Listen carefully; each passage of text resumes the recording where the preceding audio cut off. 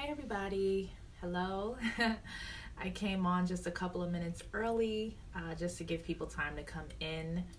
Welcome everybody. I hope you guys are enjoying your holidays. Taking it easy, making sure that, you're taking some time to reflect during these times. We're like in between Christmas and New Year. So this is like a weird pocket of time usually. So definitely take some time for yourself and to reflect, to chill, to take a break. So I hope you guys are doing that outside of like spending time with your family and friends and loved ones and all that. But yes, just giving you guys a couple of minutes to come in. I'm going to share this on my at one of the other groups. I am going to upload this video on YouTube. Hello, YouTube. You will be catching the replay. Just to get past the chatter, the live chatter from the beginning, I will make sure that I post the the mark of where the actual conversation starts in the comment section. I'll pin it down below so that you can just click on that and get it going. But hey, hi everybody. Hi Bastet. Hi Christian. Hello. So I'm really excited about this conversation. I was just so moved. I was so moved. Man, I had no idea that the movie was going to be that good and that on point. But it's very, there's so many sides to that movie. And what movie am I talking about? I am talking about Bird Box. Okay, Bird Box came out on Netflix December 21st. The solstice, and I'm not surprised that a movie like that came out on the solstice.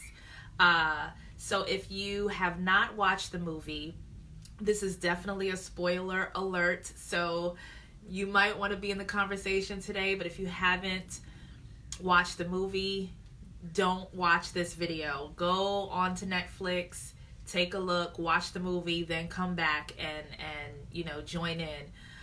Because lots of spoiler alerts here. All right.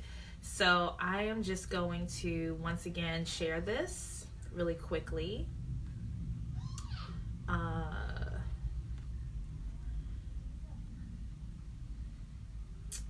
Okay.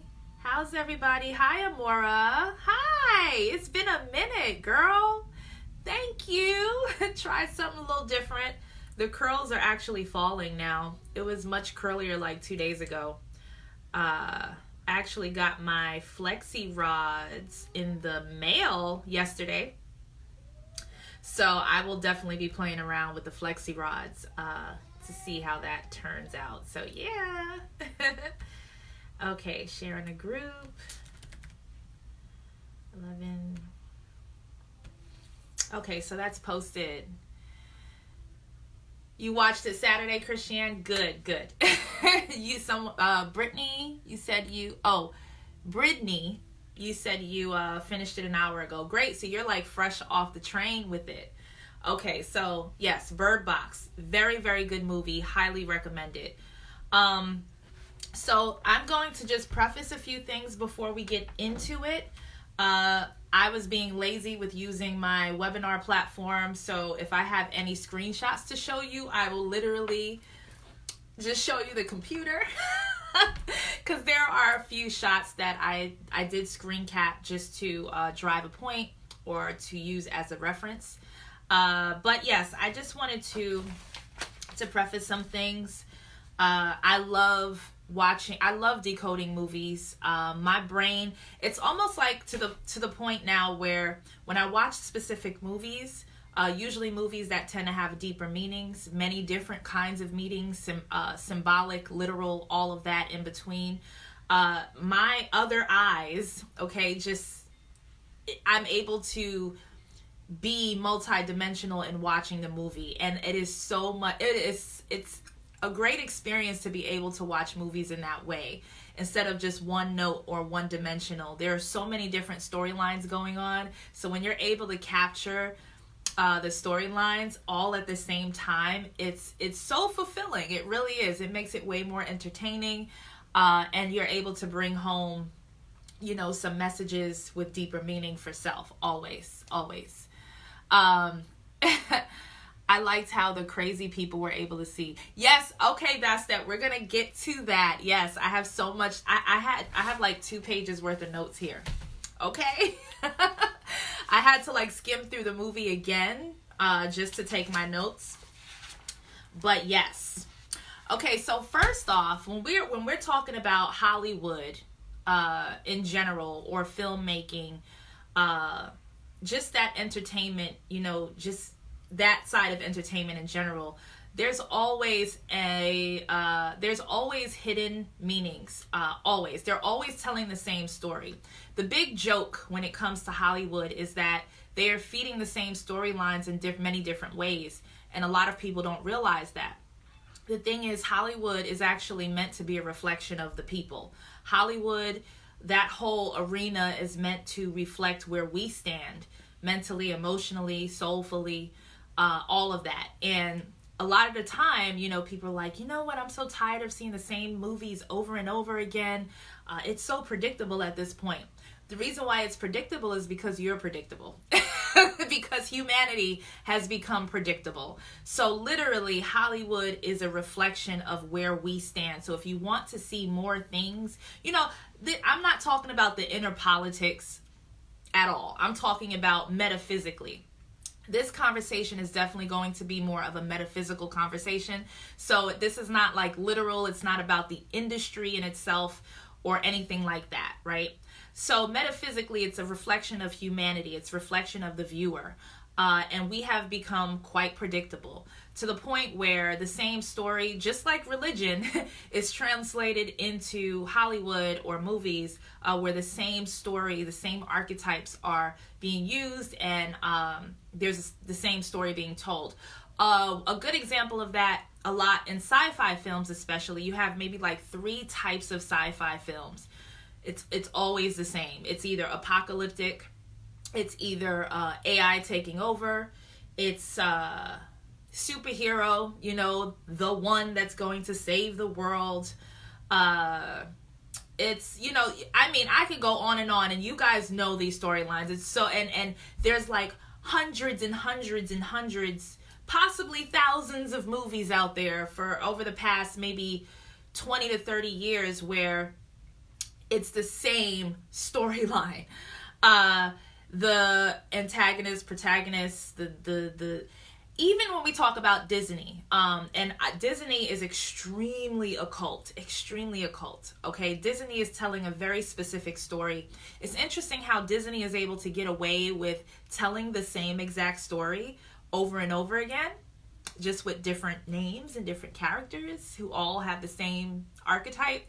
So, you have your typical princess story, which is, if you notice, in most of the Disney stories, mother is always dead.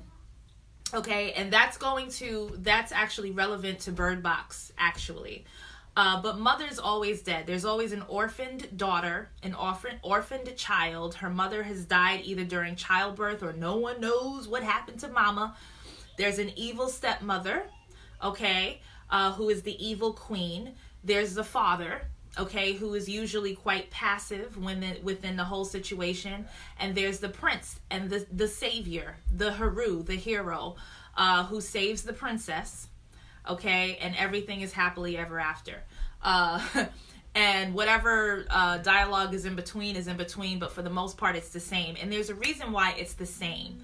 So we're going to really dive deeper into the Disney storyline based on Bird Box, because it reveals a lot of those traumas, the darker side of the Disney movies or the princess movies. I don't know if some of you guys have checked this out. If not, it may seem a little cheesy at first, but I promise you, if you are watching with the right eye, okay, it's a totally different series. I recommend watching Once Upon a Time on Netflix. It used to be on regular TV, network TV, but now it's on Netflix, about 4 seasons possibly, and it's a lot of episodes, so you're like very much entertained. But if you watch Once Upon a Time, it's really taking all of those Disney stories and like telling the adult side of the story. Okay, and it's very adult. It's very quote unquote dark. So Bird Box is another version, sort of, kind of that story. So that's something that I wanted to preface. And we'll get deeper into that as I go down along in my notes. Also, yeah, so let me just go right into it. Let me get right into it. I just wanted to let you know, just let you guys know, or to be aware of the predictive programming and constant storyline being portrayed over and over again, because that's important. So, okay, where do I start? Now, Mallory, she is the main character. Mallory, she is the one, right, in the movie. Mallory, Sandra Bullock's character. It starts out after the whole river scene, when they're going back 5 years earlier, where she's painting and she's pregnant and her sister is there. And one of the things you notice as they're doing the character building is that Mallory is completely detached. She is detached. She is not in tune with her emotions at all. It's almost as if she feels that she has the inability to love. Okay, to love and really truly connect with other human beings. Which also translates into her child, her unborn child. She feels that she has the inability to connect with her child, even to the point where she's in denial about being pregnant, calling it a condition. So there's that. Okay, so we get a feel of her personality and the fact that she may be seen as lonely, a little rigid, a little cold, and emotionally removed from people. Okay, she loves isolation. So that's one thing that I recognize about Mallory's character. Now, one thing that I want to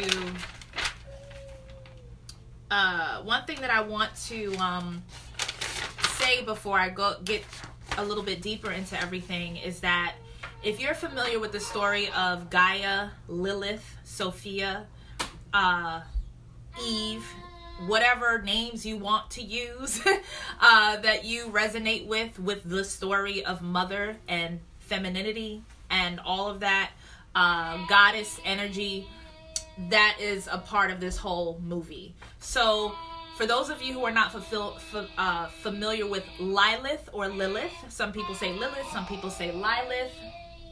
This boy is always... Some people say Lilith, so I will say Lilith.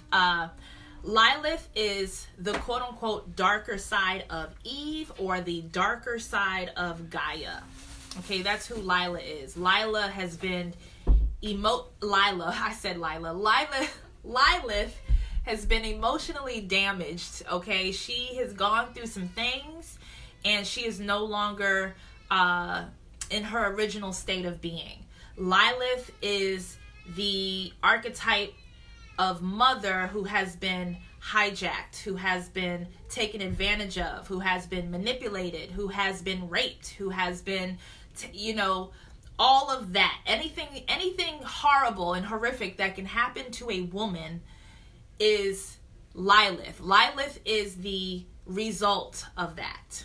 Okay, so some people may call her the mother of demons, or she's a demon herself, a fallen angel. If you want to get deeper into, those labels, she's looked at as the fallen one. Okay, the darker side of the soul, the darker side of mother. Absolutely, Bastet. And then we have the other side of that, and we're going to talk about the other side soon. But let's just stick with Lilith, because this is my perspective. I would love to hear you guys' perspective as well, because I know we all see things differently. So this is all just, perspective in general. But what I feel is that Mallory is Lilith. That's who she's representing in the movie.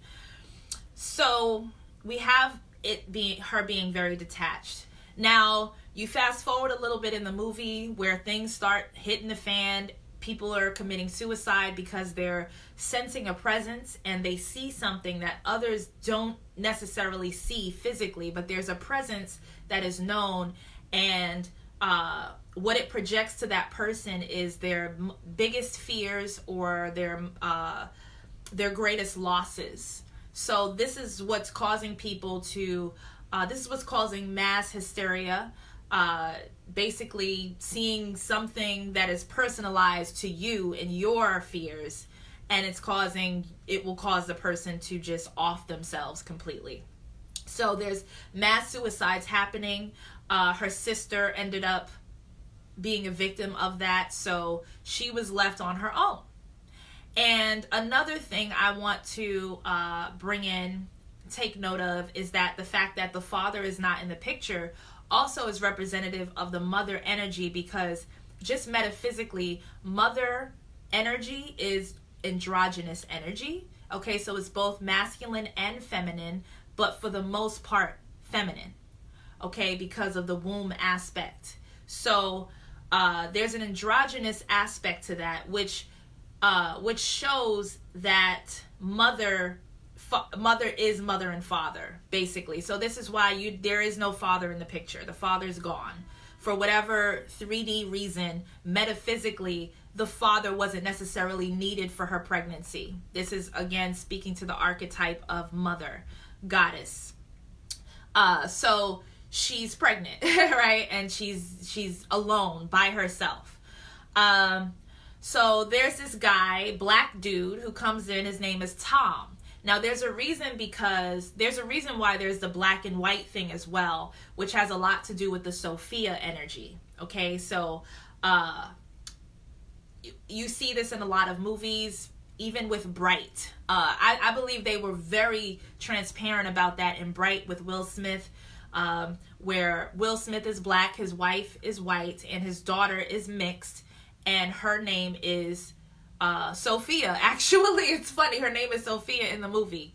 And you'll see, if you've watched The 100, same thing. I believe her name was Lilith or Elizabeth or something like that. The dude was black, she was white. The daughter, who was the weapon of the world, the Sophia, she had black and white parents. So that's just metaphysically a thing. That's not, why the black dude gotta end up with a white, like, forget all that. It's not about that. It's about the archetypes. Okay, so I've noticed that. So black guy, white woman, yin and yang, masculine and feminine, opposite poles, and wholeness as well. So divine masculine, divine feminine. But the thing is, the masculine Tom came in to save Lilith or Lilith.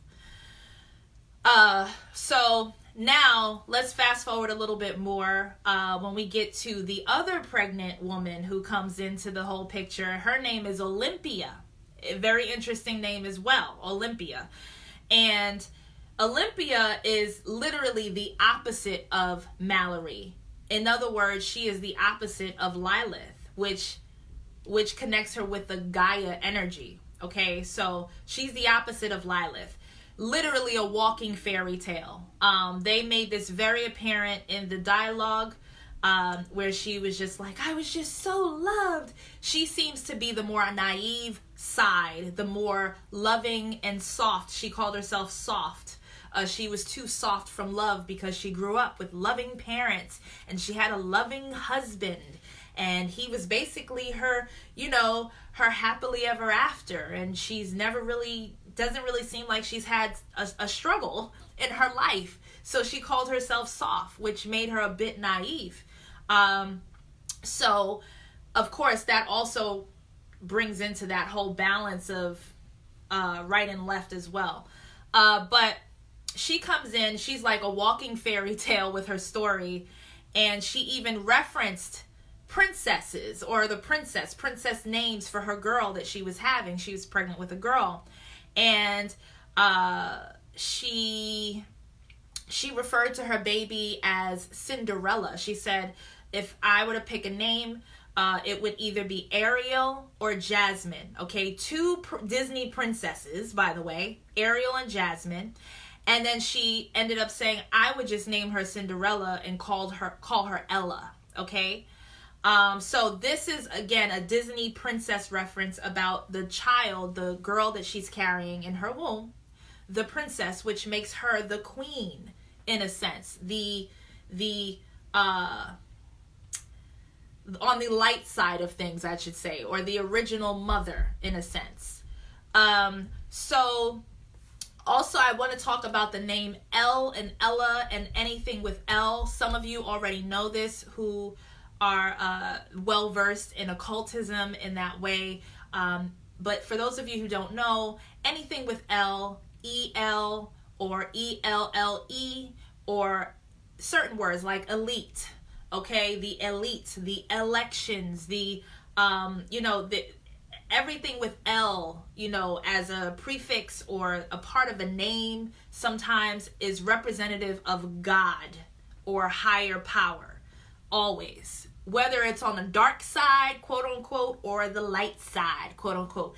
I hate using the words dark and light, but because I'm so limited with language for what I'm just going to use it. But you guys know what I mean when I say dark and light, because there's a good side to dark and there's a bad side to light too. But you know what I'm referencing when I say dark and light in this situation here. So, L is a representative of higher power or God. So if you notice, there's L's everywhere in Disney. I don't know how many princesses have L's in their name. We have Cinderella, Ella, A, okay? You get that reference with Rihanna too and her initiation into the industry. Ella, she was basically tapping into that energy for that video. Okay, so the whole Ella thing is a big deal.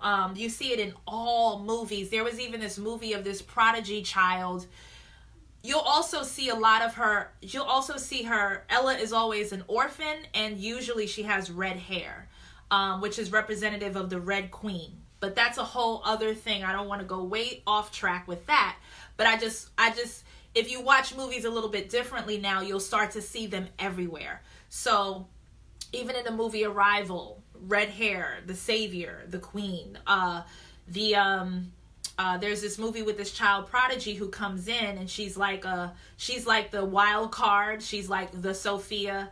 Her name is Ellie. There's this Christmas movie with the one with Tom Hanks. I forget the name of it. I think it's Polar Express, which is that movie right there. When I saw that the other night, it just happened to be on TV. I'm like, what am I really watching? They're really telling the truth about what Christmas is, but I'm not going to go into that either. But the girl, she was black, okay? And her name was Ellie, or she was given the LE card for her identification, literally the letters L and E. So she said, oh, I guess I'm Ellie. So again, I'm just trying to bring in examples so that you really see that they drive in that whole L really hard. Even Elsa in Frozen, Ariel, okay? All of the L's is representative of Mother Goddess, period. So again, being that Olympia is bringing in that whole vibe, then she's basically telling everyone who her daughter is. Okay, the princess. So also, now we fast forward just a little bit further. There's a moment where, also, I'm sorry, before I get into the pregnancies or the birth part, Ella's always an orphan. It's representative of the lack of mother being present. Because Lilith is the active mother. Believe it or not, Lilith is more active than Gaia nowadays. And that's what this whole movie is about as well, as we get a little bit deeper. So the reason why she is always an orphan in all of these Disney movies, they're telling you that mother is gone. And she has been replaced with an evil stepmother. Lilith. Plain and simple. So yeah, just wanted to say that. So then there's a part where they both go into labor at the same time, and people are just like, that won't happen in the real world. That's because it's metaphysical, y'all. It's metaphysical, because there's a real storyline here. So both mothers go into labor at the same time. That is because they are one person, or they are one entity, just different sides of each other. So Olympia and Mallory, Lilith and Gaia, they go hand in hand. They are the same.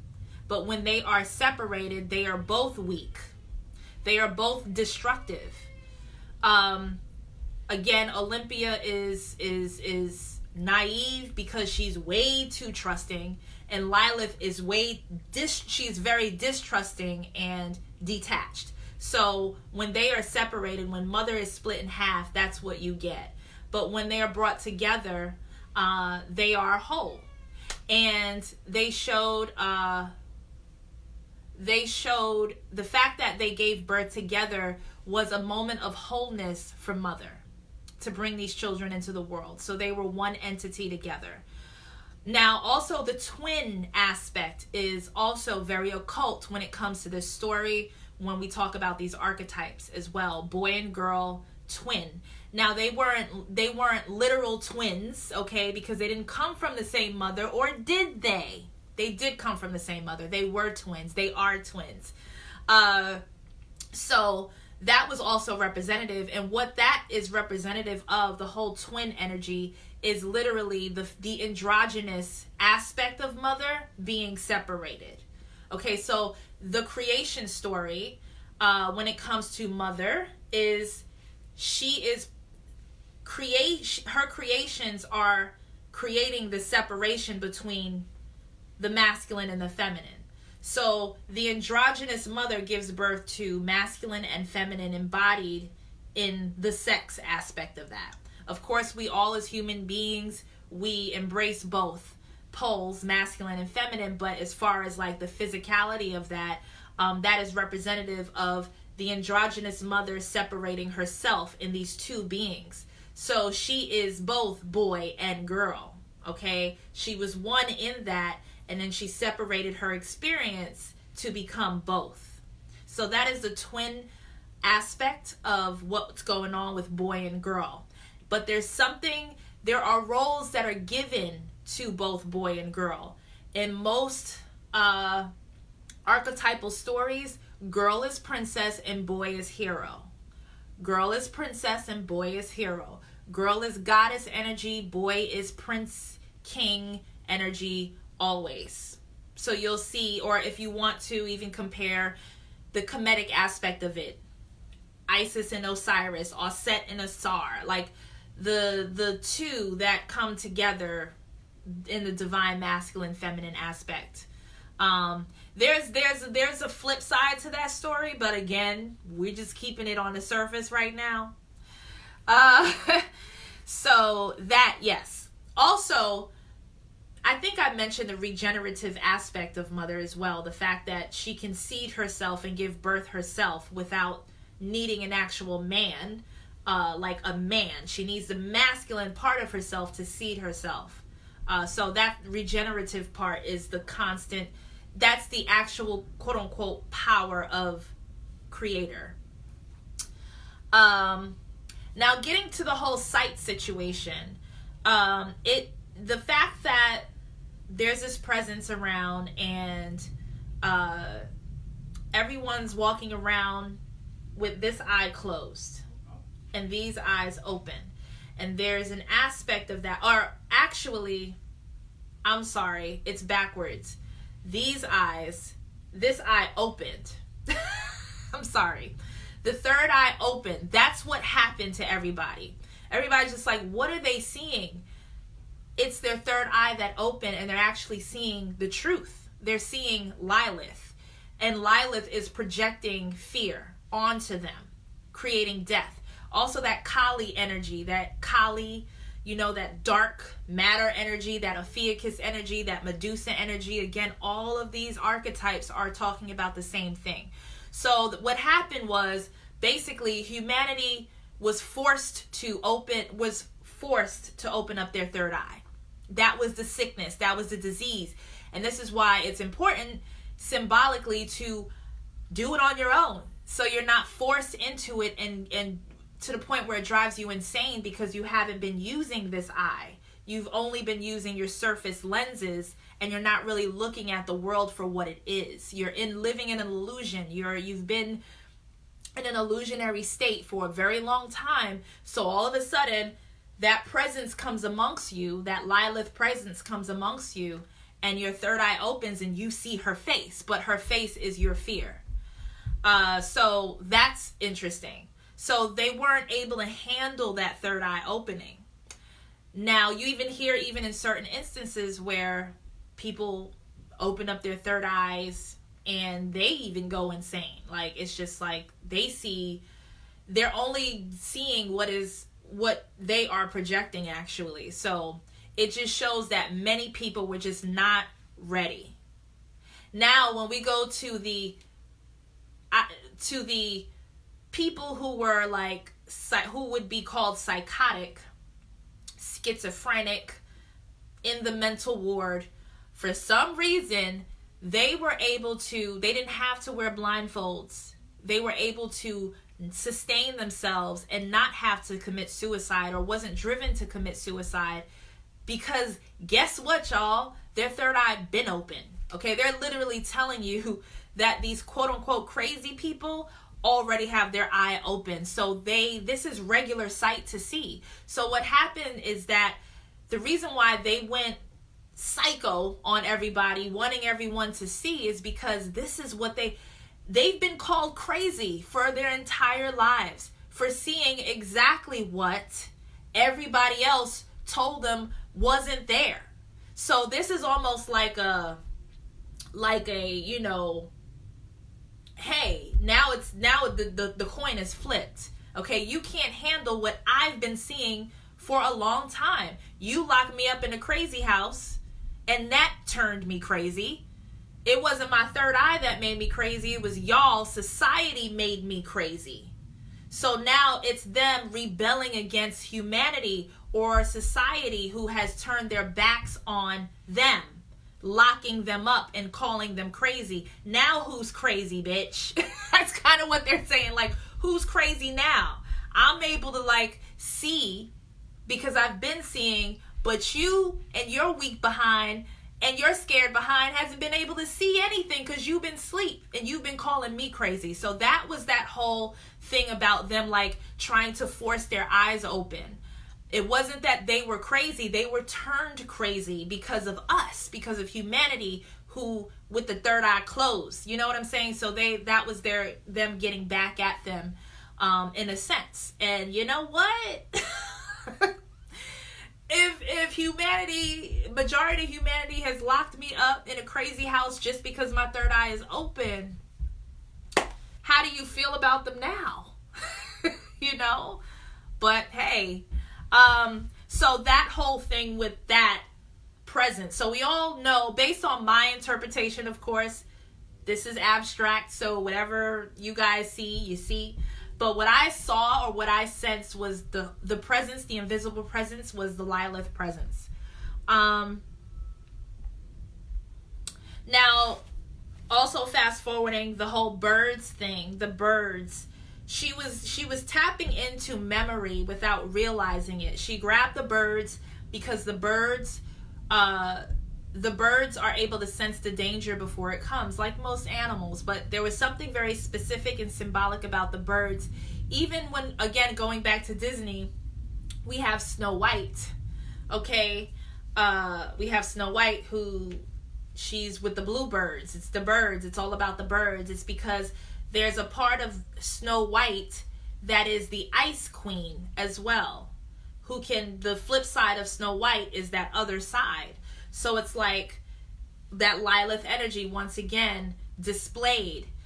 It's almost like she had the DNA memory that she needed to get the birds, and she was getting the birds because of knowing that they sense danger, but there was a deeper symbolic thing that she was connecting to, a part of who she is. without really realizing it, or representative of where she comes from originally.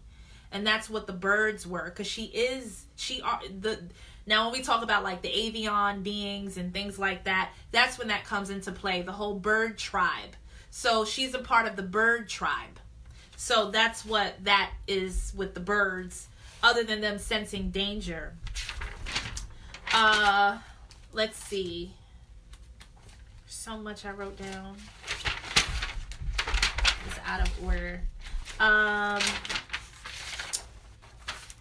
Let me see. Okay, so I talked about the symbolic twins. Now the girl. Okay, I'll get to that in a second. Hold on, guys. I have my pages mixed up. Okay, so now let's talk about her and Tom. Basically, they got together. That is her Haru. That is her prince. That is her king. That is who he is. He is representative of that father energy. Remember, I made a video not too long ago on YouTube, actually, about there's a mother Gaia that everyone talks about, but there's also a father Gaia that no one really talks about, because that aspect was also hijacked and taken away and used as creating a hyper masculine society with that father energy that is actually true to divine masculinity. So it was turned and used and flipped. So he represents that balanced father Gaia energy. Okay, so that's who Tom represents. That's who Tom is. Now Tom, let me see. I have screenshots. So hold on. This is where I get the screenshots out. Now, this is interesting, and some of you are already aware that I made a video about Tree of Life, Eden, all of a sudden that stuff coming up. That's in this movie as well. Okay, so let me bring this up, and where is that other picture? There we go. Okay. So here are two pictures. Now, this is not going to be a debate this is not going to be a debate about flat earth or anything, okay? That's a whole other conversation, and I will link a video here and in YouTube as well down below of the guy who created the actual, why am I having a blank out right now? What do you call it? Model. He created a model of what his perception or perspective of Earth is and what it looks like. Or I should say Gaia, because Earth is just one part of it.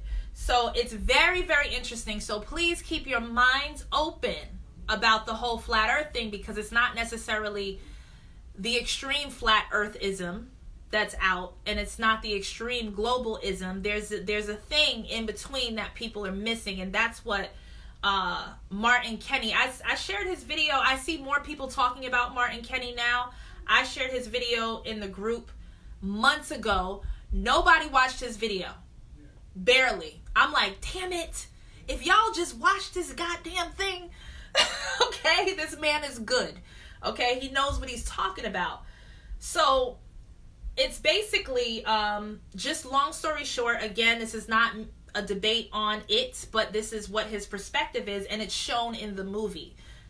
So basically, if I can condense this on this whole flat Earth situation, Earth is basically, the plane is flat, and the torus field is what makes it quote unquote round, the energy field around it. So the actual land is not a sphere. The land is indeed flat, not flat as far as talking about mountain ranges and things like that. I'm talking about the foundational aspect of Gaia is flat, and Gaia is surrounded by a torus field that is a sphere. If you know what a torus field looks like, it's a sphere. And it goes all kinds of different directions. Now, according to Martin Kenny, hold on. Okay, there we go. According to Martin Kenny, if you can see his diagram, this is what Gaia looks like, the rings of Gaia. And I say Gaia and not Earth because Earth is just one of the rings according to his theory. So the center is the pole, which some people will call the North Pole, or even where Sirius, the Sirius pole, the North Star. This center would be Eden. It would be considered as like the Garden of Eden location, actual location, right in the center of the earth, the heart of Gaia. That's the tree of life, all of that there, center. And then the first ring is a plane of its own, which is the Aryan plane, which he talks about. The second ring is Earth. Okay, so he says that Earth is the second ring.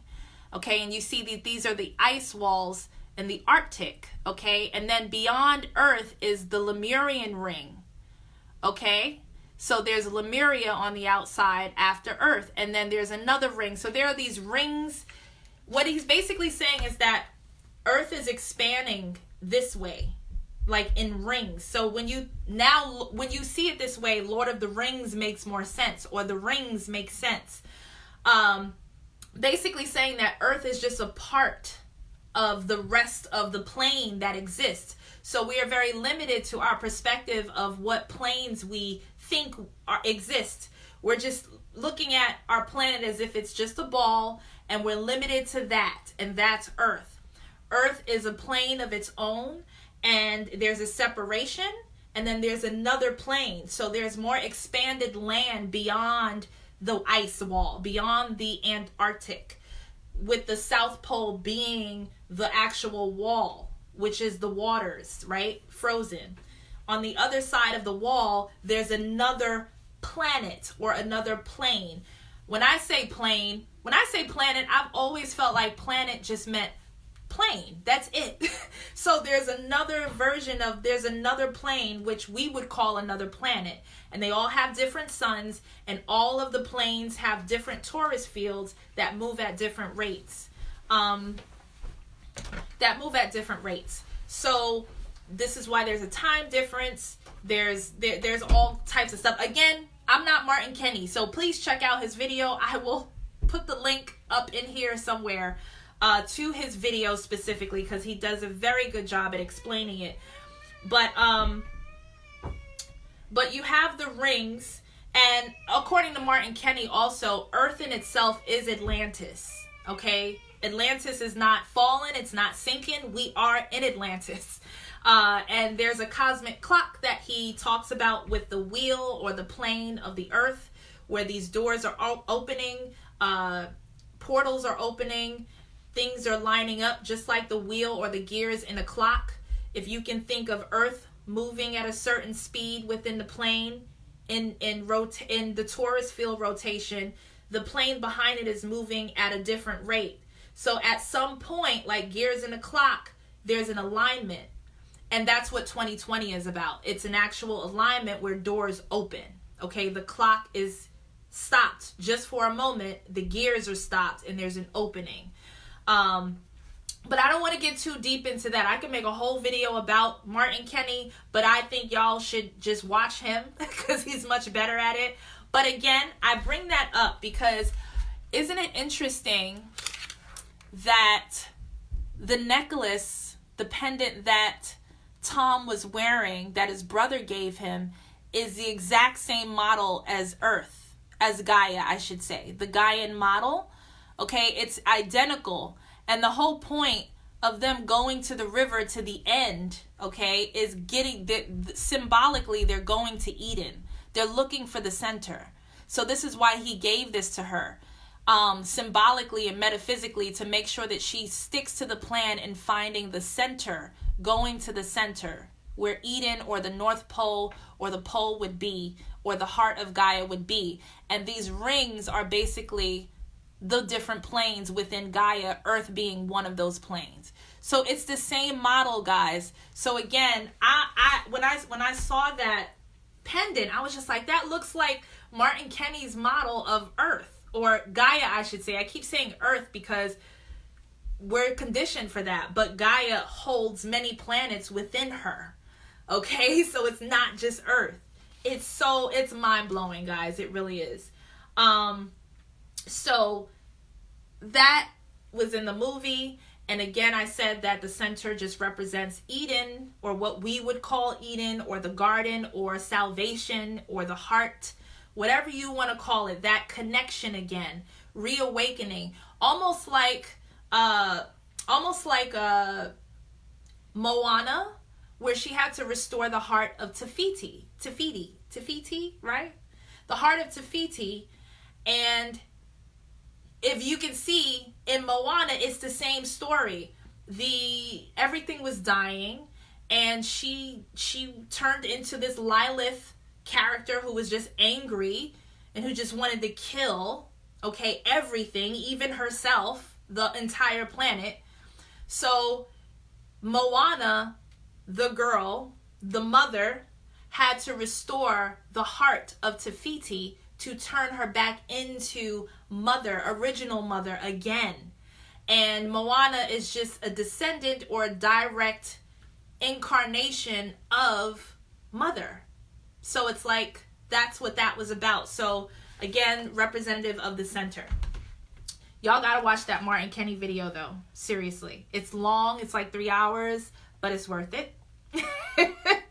And you'll learn a lot, at least get a different perspective, even if you don't agree. But it's some good stuff. It's one of the best explanations that I've heard with this whole flat earth debate situation. It's the only one that actually makes sense. Okay? Let's see. Now, the rapid waters, representative of their trip to Eden. Okay, on their way to the garden, on their way to the end of the riverbed. There was a point where there was rapid waters, and someone had to see in order for, to be directed. What this represented to me was basically the journey in itself, but the dark part of the journey, what I was talking about in the other video, that underworld energy, that thing that will just suck you in if you allow it to. Okay, you need the will. You need to claim your will in order to get past those rapid waters. And we all go through our periods of rapid waters, and that's the test. That's the test of will. And that was basically the test of her will, and she passed clearly because she made it past. But not many people pass those rapid waters. Also, not just metaphysically, but literally, even there are stories by many seamen, okay, and navigate the guy, what's his name, Admiral Byrd, also has a testimony about his trip to the center, to Eden, and going into inner earth, all of that stuff. It's interesting that his name was Admiral Byrd, right? But in their testimonies, there's this point where they get to these rapid waters, okay? Rapid waters once again, and then after the waters, it's calm and they're closer to the center. So once again, the testimony is actually matching the North Pole theory in this movie, actually. Now, at the end, toward the end, what happened was they made it past the rapid waters, and the children, she fell because she heard the whispers, and she became a bit weak in that, and trying to push through the voices that she kept hearing, which was false, of course. It was Lilith, that energy, that presence that was calling her name. And because she got distracted by that, she ended up falling. And the two children were still with their blindfolds on, just looking for her, and she looking for them. Now, at a certain point, she found them. She found her son first, and the girl, she decided that there was hesitation with the girl. And the boy, and it's funny because their name is girl and boy in the movie. They don't have names throughout the entire movie because that's how detached Lilith or Mallory was to her children. Again, Gaia detaching herself from her children, turning into Lilith. there was a point, and I'm pulling up another screenshot of the girl.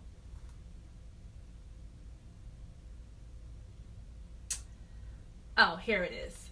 So there was a point where the girl who is representative of Sophia, the wild card. Everyone's afraid of Sophia. Sophia is the mother to Gaia, or she is Gaia. Basically, Gaia is a lower dimensional aspect of a Sophia Aeon energy. If you study Gnostic texts and you understand the story of Sophia, the fallen one, she fell into Gaia. Gaia fell into Lilith. Like, there are so many aspects of falling, and basically it's just dimensional falling. Different densities, different perspectives of the same entity or same being. So and again, Gaia, Sophia, she rebirths herself constantly through boys and girls, right? So this was a symbolic rebirthing of herself. So she was fresh and new. Girl is fresh and new, which makes her the new hope that Gaia will be restored, the heart of Gaia to be restored again. She is the stone to restore the heart of Tafiti. She's that stone.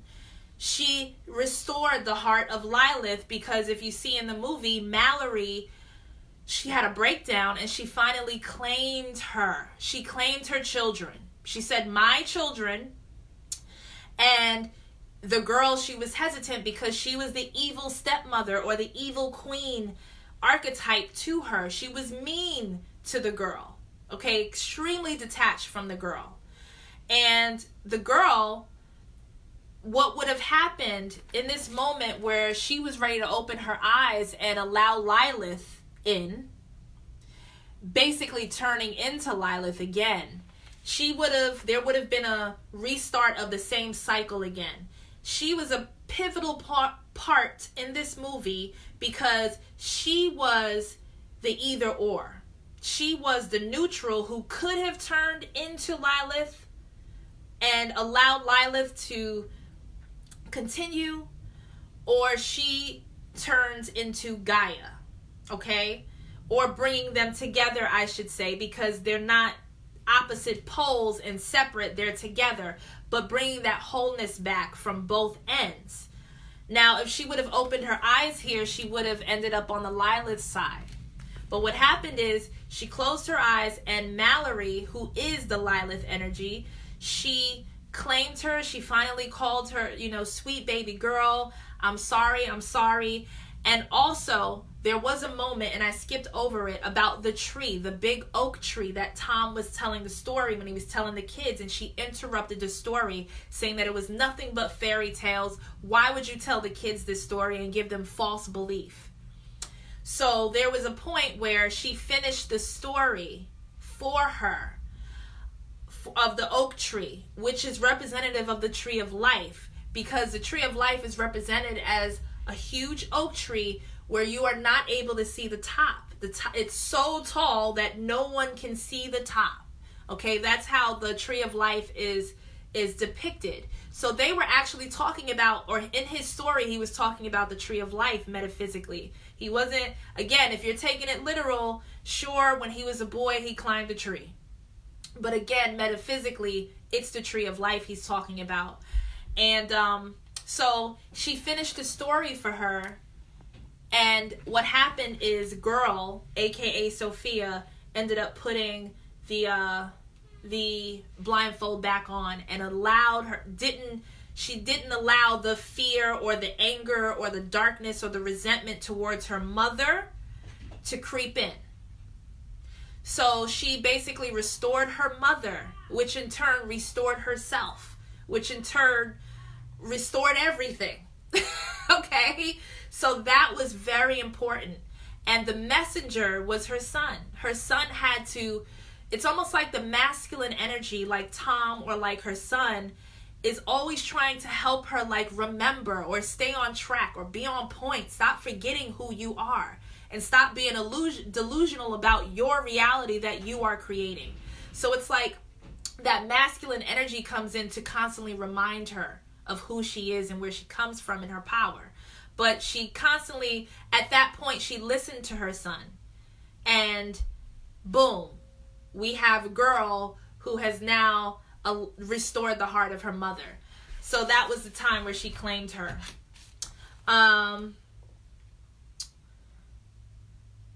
So, and also that's the story of her. If you realize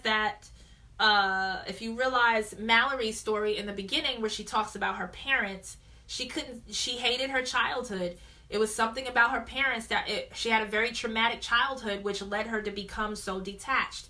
So again, she was going to pass that down to mother again through her daughter. She was going to pass that same energy down, constantly recreating this lost, orphaned, lonely mother who's not lost, who is mother. You know, just have to realize who you are. Then they finally end up to Eden. They got to the center, which was the school for the blind, which was amazing. When they got there, it was safe for her to take the blindfolds off, and school for the blind. Okay, so it says a lot, because when you think symbolically, blind people are forced to use their other senses, and their eyes, and there's more than one eye. You know, we have an eye behind here. We have eyes in different places. We have eyes. Our chakras are eyes. Okay, so when we talk about eyes in different aspects, we see differently through different senses. So through sight, they're constantly here. They're not here. So this is representative of the original sight, or the original aspect, that center aspect of true sight. Blind people have true sight, because what we receive through these eyes are illusionary, because it's edited through our brains anyway. All we're doing is collecting information with these lenses here. We're not seeing through our eyes, we're seeing with our brains. If you do research on that, you'll realize that we don't see with this. So we only see literally through our perspective, period. So, but the fact that they don't even need this, they don't have those lenses, they're only using their inner eye and other senses and other eyes to see, that's the original state of human. Okay? Being blind is actually the opposite of blind. It's being able to truly see. So that was very, very symbolic. Exactly, inversion. And I'm going to go through some of your comments before I head off, because I just had to get this all out. Heart restored. Now at the end, they finally released the 3 birds. Now that brings it all into perspective about even the title, Birds in the Box, because at the end of the day and at the end of the movie, you realize that the 3 birds are them. They are the birds. And they have been in the box. They have been guiding themselves. Okay, so they are the birds. And that was beautiful. And then she finally gave the children names. So she named the girl Olympia, which is heavily symbolic to mother, because she named her after her mother, literally. And she named the boy after father, Tom. So she's basically passing down the wholeness to the children, so that the next generations to come is now carried over by a new earth, or Gaia has now come back into the picture, and the Lilith side of her is no longer in control. Okay, so that is my decoding of Bird Box. It was an amazing movie, and I'll probably watch it again and see more stuff. But it's just symbolic, and what I really got from it is that those who will see.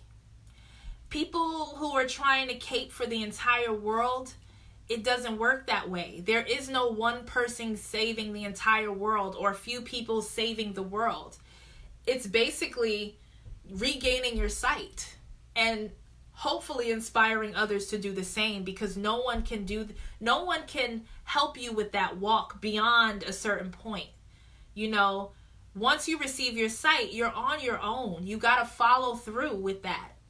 You will either get sucked up by the rapid waters, you'll get sucked in by Lilith with all your fears, and being kind of like, you know, suicide was representative of just the recycling of the same old shit, the same old life. You've been dead. You've been walking dead this whole time. So you committing suicide is basically just what you've been doing anyway. So it's basically just a message to humanity. Open your eyes now.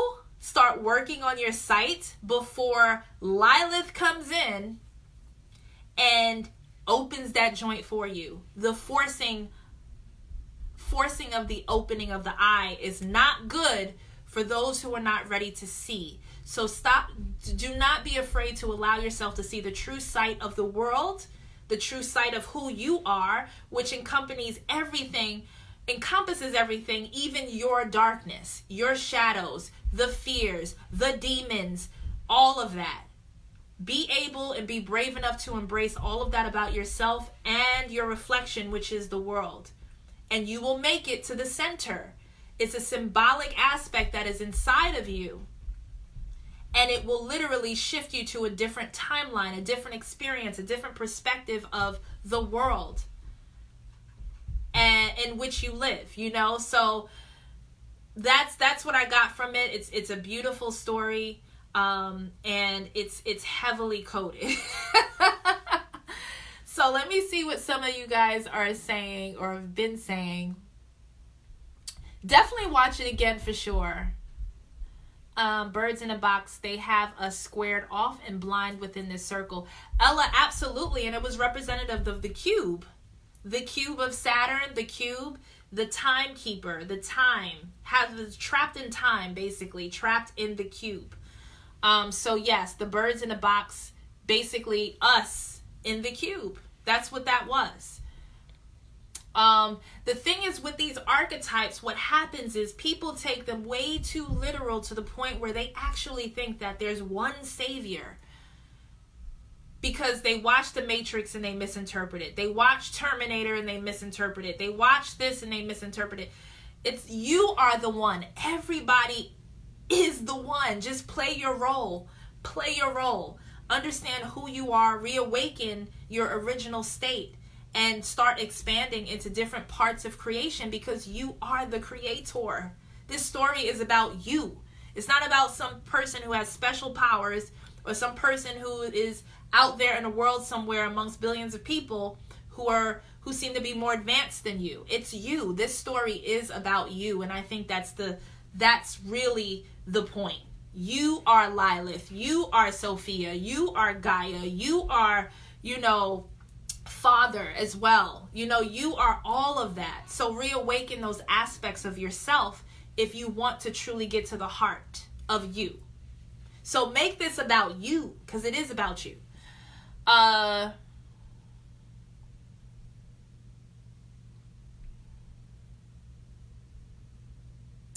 Okay, so you guys are basically just, saying, just through the commentary, pretty much, some of you guys are ready to watch the movie again. Yes, rewatch it with different eyes or a different eye, and you'll see a totally different story. Absolutely. So, hey, Sayana, and you told me to watch it. Thank you, Sayana, because I don't think I would have watched it last night. So, thank you. I'm glad I watched it because I was in a whole state of mind. I even retrieved my pendant from the tree outside of my house. If some of you guys are familiar with that story, I buried my pendant for a few days, and I actually I took it back from the tree. Now it has full of the tree's essence in the crystal. So it was actually that same day, and I was just like, wow, I'm just blown away. Like, my journey is confirmed, it's constantly confirmed. So thank you guys for tuning in. This was fun. Okay. We definitely do this a lot in Indigo 11 EDU, which will be back and rolling next year, 2019. we would constantly watch movies every month and talk about them and look at the deeper aspects of these movies and shows. So this is something that we did on a regular in EDU. So I miss you guys, and I will definitely, there will be an EDU 2.0 coming out, more expanded for sure. So thank you guys for tuning in. Also, really quickly, if you haven't registered for the event for January 6th and January 13th, please do. The link is in the caption. We're doing an event to help people open this up and apply it to their real 3D lives, because we tend to go so metaphysical to the point where it's hard to like ground and anchor in a lot of the knowledge and a lot of the things that we tap into spiritually. So the whole point of this event, or this webinar event, is to help people get out of their loops, break out of their loops in their habitual aspects of their lives that are no longer productive. Whether it's your workspace, your love life, your finances, your self-confidence, your past traumas. We're going to have a certified therapist on, a love coach on, someone who's well-versed in business in a metaphysical way, and helping you see your value and what it is that you do, and being purposeful in what it is that you do. So we will have keynote speakers. It will probably be 3 hours for each day, actually. It's both are on Sundays. It's separated in 2 days. So if you want more information, click the link. Registration closes in just a few days, actually. So if you guys definitely want to join us, because this is only a week and a half away, please join us. You will receive the replays. If you're not able to join us live, you can download it if you want and turn it into a podcast so you can reference it. But it's going to be really good. We're going to have a lot of fun. Okay, this is not going to be a boring presentation snooze fest. We're going to have fun. The registration is $50, $25 and $25 for both days, which is typical for an event over 2 hours, right?